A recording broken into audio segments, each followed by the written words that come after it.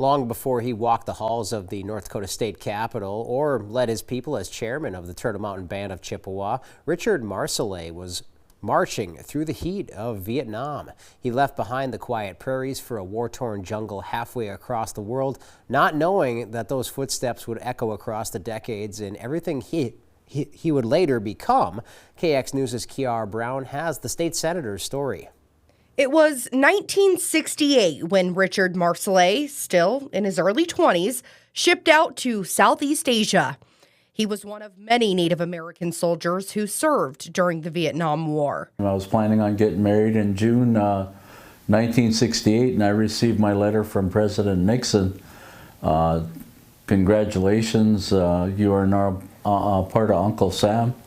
And I received the letter, and I had to go in May 7th is my anniversary. I got married, and then May 15th I went into the U.S. Army. He left his home in Belcourt, North Dakota to serve alongside the other 20 soldiers who were drafted from the Turtle Mountains. A lot of the ones that got drafted with me ended up in infantry in Vietnam, and some of them didn't come back. I got 5 of them from Turtle Mountain that didn't come back, and that's why I wear this wristband. It's not only for the 5, but over the 58,000 that got killed and 180 from North Dakota.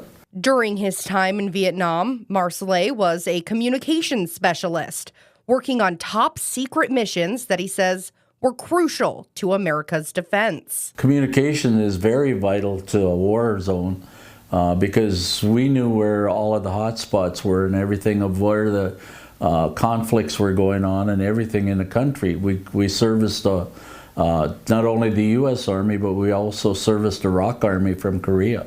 But I can't get into great detail because a lot of the stuff that I was working with was top secret for the United States. Like so many of his fellow veterans, Marcellais came back to a country that didn't quite know what to do with them. There were no parades, no welcome home banners. There was a lot of protesting going on in the United States, and you wonder as a Vietnam veteran, what am I doing here when they're protesting in the United States? But Marcellais chose not to move on, but to move forward, bringing others with him. In the years following his return, he transformed his experience into action. He became a fierce advocate for veterans, especially Native American service members. His voice began to rise in American Legion halls and VFW meetings, in tribal council chambers, and state legislative hearings. I'm really involved with the veterans. I'm the veteran service officer for the Turtle Mountain Band of Chippewa tribe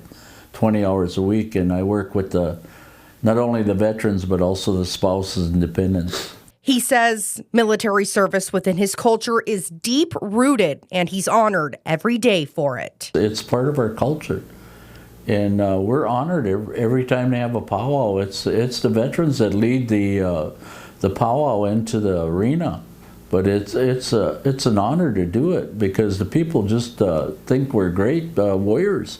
But he says what he holds closest to his heart is the connection and brotherhood between all of those that fought for our country. I mean, we don't know if they enlisted, we don't know if they got drafted, but we're still brothers and sisters over there because we got to rely on each other's lives to keep alive. From the battlefields of Vietnam to the heart of North Dakota's legislature, Richard Marcellais has never stopped fighting for his people, his fellow veterans, and the honor of serving that he will never forget. Kiara Brown, KX News. Marcellais played a pivotal role in establishing the North Dakota Native American Veterans Honor Flight, a program dedicated to honoring Native American veterans by providing them with the chance to visit Washington, D.C. and pay tribute to the memorials dedicated to their service.